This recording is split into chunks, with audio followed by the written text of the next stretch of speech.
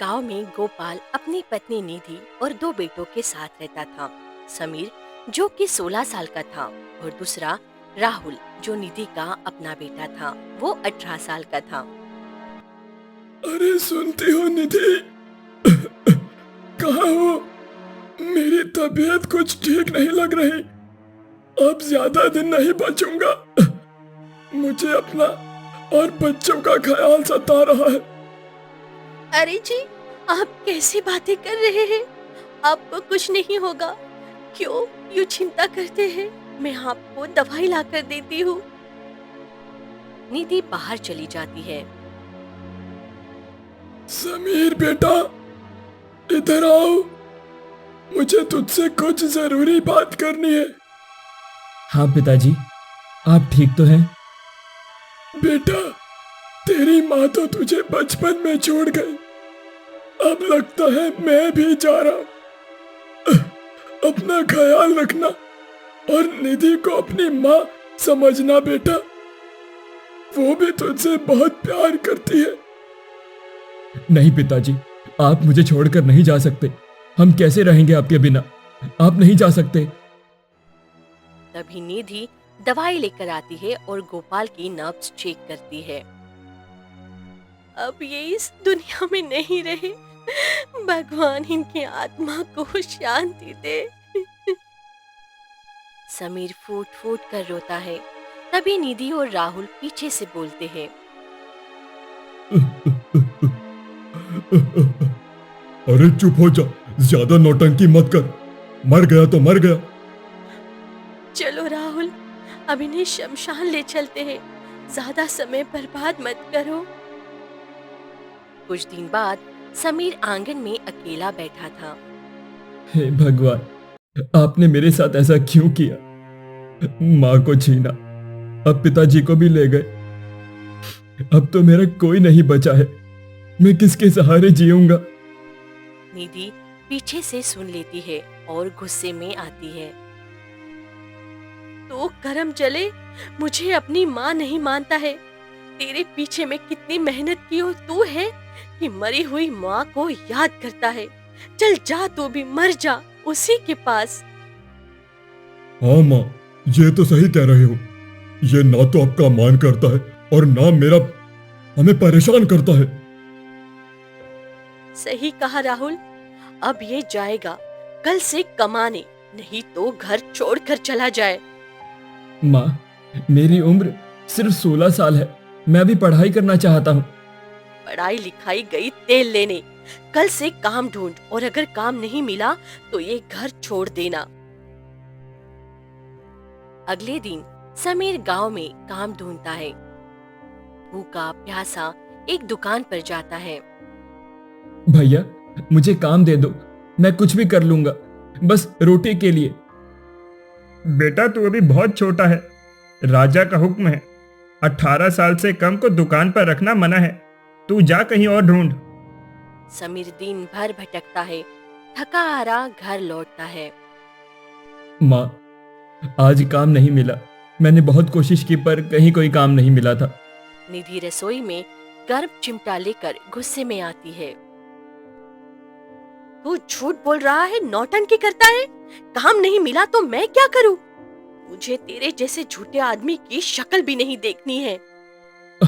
माँ छोड़ो, बहुत दर्द हो रहा है। माँ, मैं सच कह रहा हूँ। मैं काम ढूंढने गया था पर काम मुझे नहीं मिला। तेरी माँ भी झूठी थी, तेरा बाप भी, और तू भी निकला वही धोखेबाज। निधि उसे पीटती है और फिर बेटे को प्यार से खाना परोसती है। राहुल बेटा, ये लो, तुम्हारी पसंद की सब्जी बनाई है और रोटी में घी भी लगाया है। भर पेट खा लो। कितना दुबला पतला हो गया है मेरा लाल। माँ, आप सबसे बेस्ट हो, लेकिन मुझे अभी भूख नहीं है। माँ, मैं बाद में खा लूंगा ना। अरे खा ले बेटा, नहीं तो क्या पता ये चुरा कर खा जाए। माँ, मुझे बहुत भूख लगी है, कुछ खाने को दे दो। चल जा, सो जा।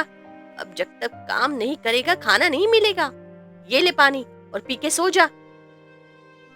समीर चुपचाप पानी पीकर कोने में लेट जाता है। अगले दिन समीर फिर काम ढूंढने निकलता है।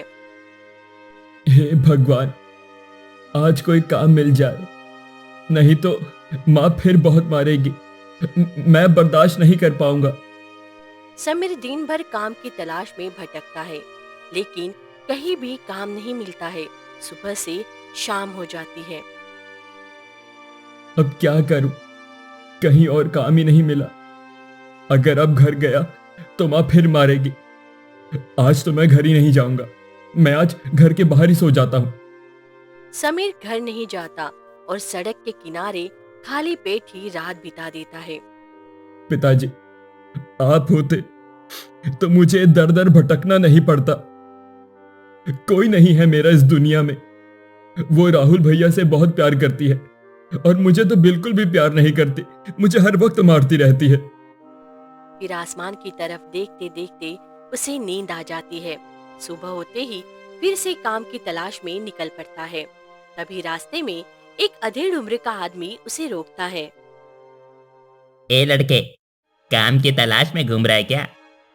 हाँ साहब, मुझे कुछ भी काम चाहिए। मैं बहुत परेशान हूँ। आप जो कहोगे मैं वो सब करने के लिए तैयार हूँ। बस सिर्फ मुझे पैसे मिलने चाहिए। काम तो मेरे पास है, लेकिन आसान नहीं है। गरम लोहे की सरियों को धोना होगा और भट्टी के पास काम करना होगा। अगर कर पाओगे तो चलो, आज से सटारट कर दो काम। मैं सब कर लूंगा, बस मुझे एक मौका दे दीजिए। फिर वो लोहे के कारखाने में काम शुरू करता है। भरी दोपहर में गरम लोहे को धोते हुए उसके हाथ जलने लगते हैं।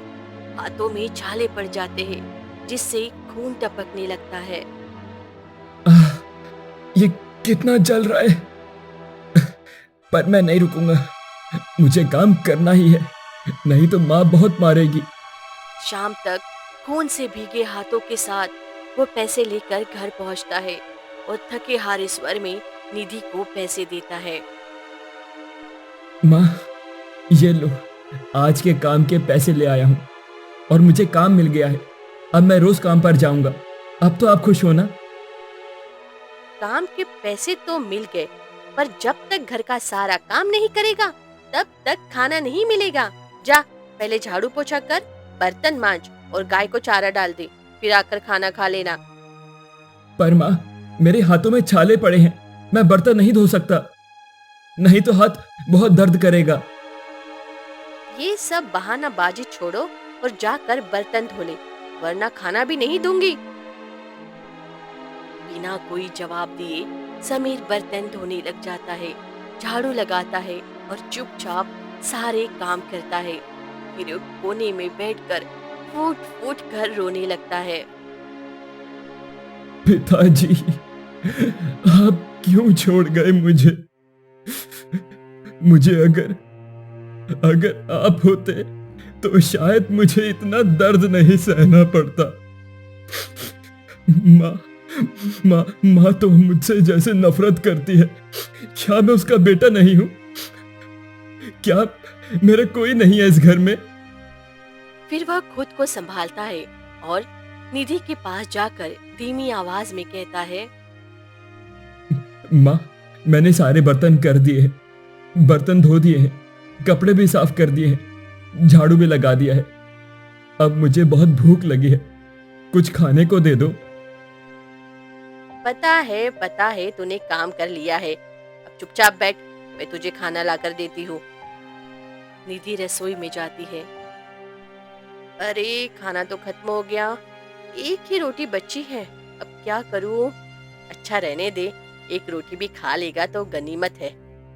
फिर वह एक रोटी में आधा प्याज काट कर रखती है, ऊपर से थोड़ा नमक डाल देती है और थाली में रखकर बाहर आती है और समीर को देती है। माँ, इसमें सब्जी कहाँ है? इस सब्जी क्यों नहीं दी? सब्जी खत्म हो गई है और वैसे भी ये रोटी भी बहुत है, खा ले, वरना आज तो ये भी नहीं बचने वाली थी। समीर चुप हो जाता है, कुछ नहीं कहता।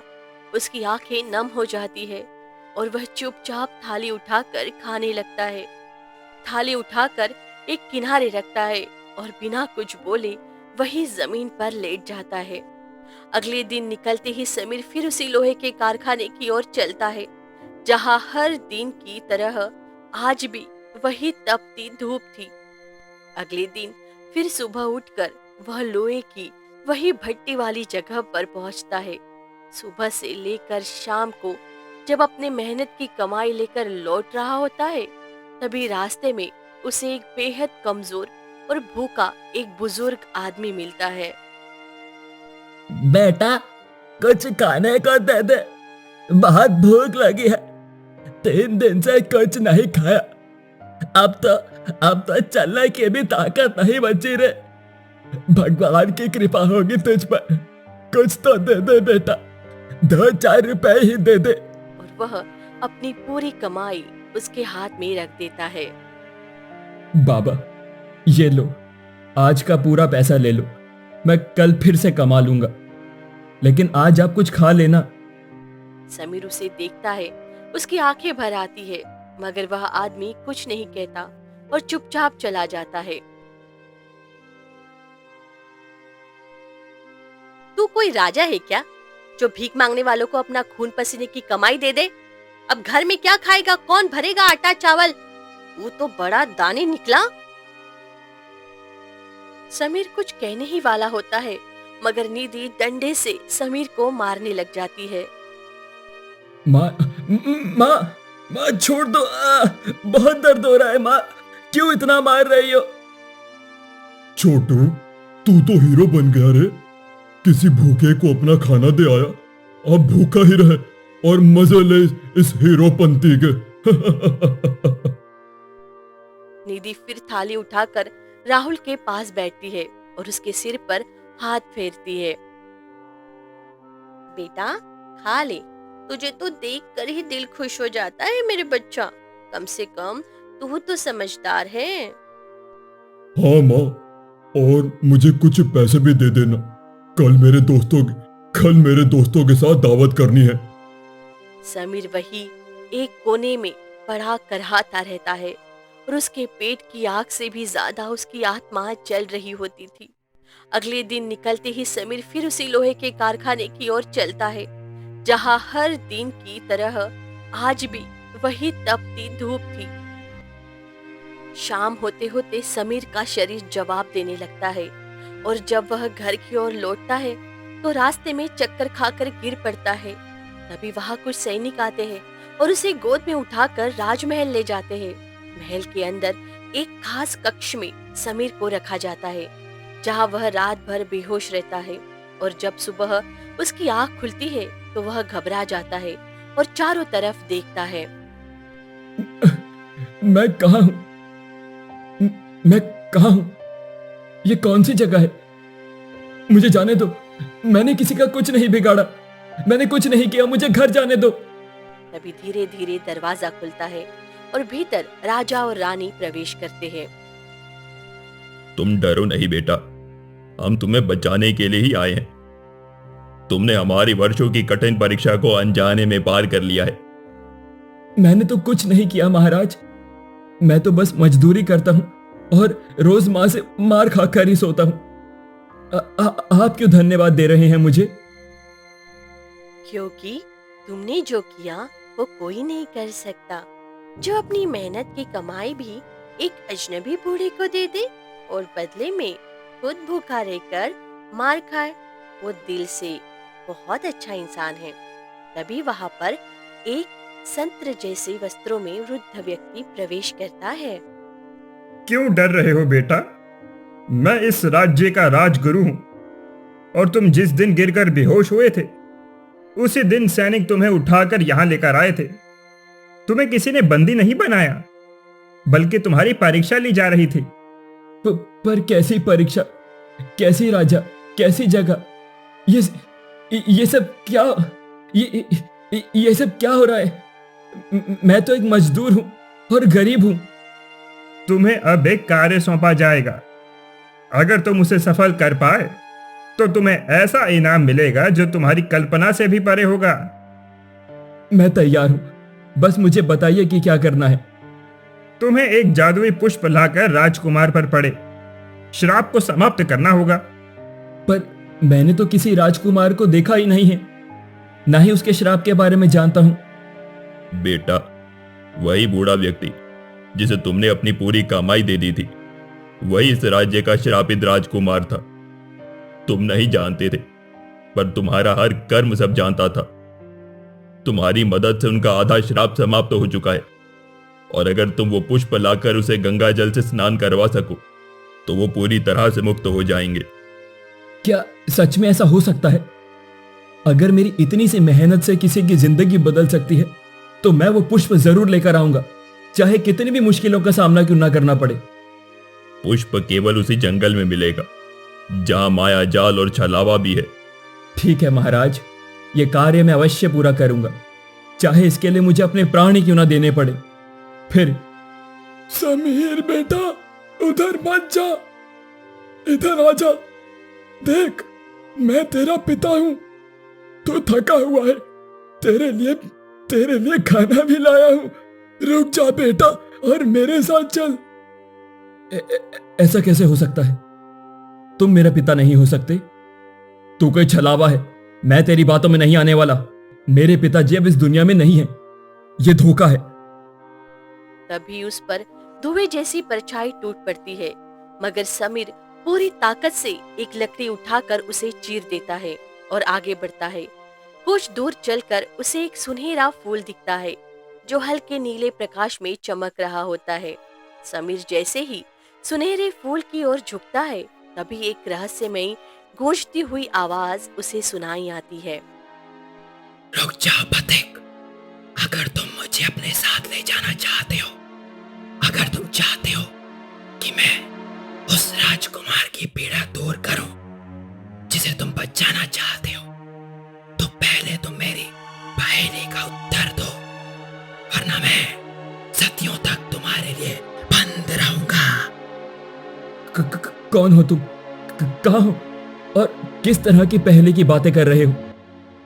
मैं बस इस फूल को लेकर जाना चाहता हूं जिससे एक बीमार इंसान की जान बच सके। मैं तुम्हें कोई नुकसान नहीं पहुंचाना चाहता।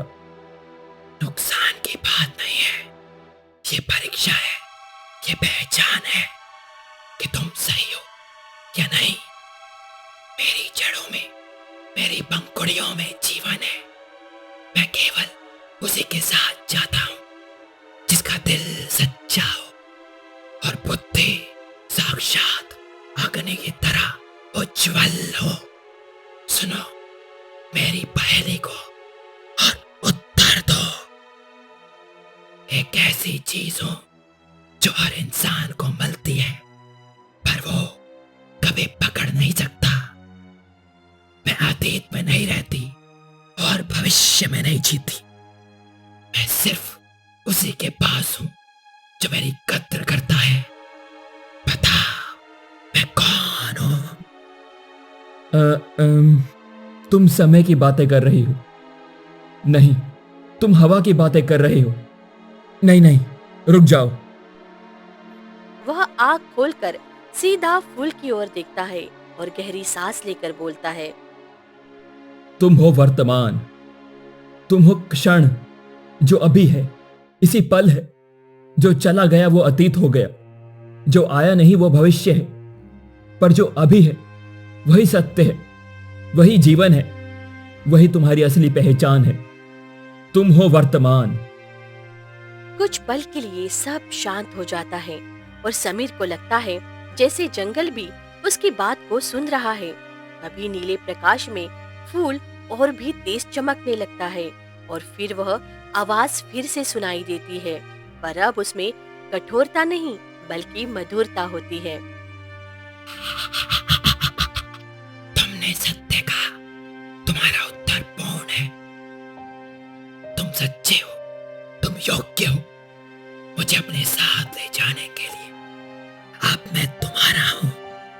फूल अपनी डाली से खुद अलग हो जाता है और समीर के हाथों में आकर टिक जाता है। नीला प्रकाश उसकी हथेलियों को स्पर्श करता है और उसके भीतर एक ऊर्जा की लहर दौड़ जाती है। समीर उस फूल को सीने से लगाता है और आंखें भर आती है। अब कोई भी पीड़ा नहीं रहेगी, अब कोई श्राप नहीं बचेगा। अब समय मेरे साथ है। अब मैं महल लौटूंगा और उस जीवन को मुक्त करूंगा जो इस फूल का इंतजार कर रहा है। फिर समीर महल लौटता है और राजगुरु उसे गंगा जल देता है।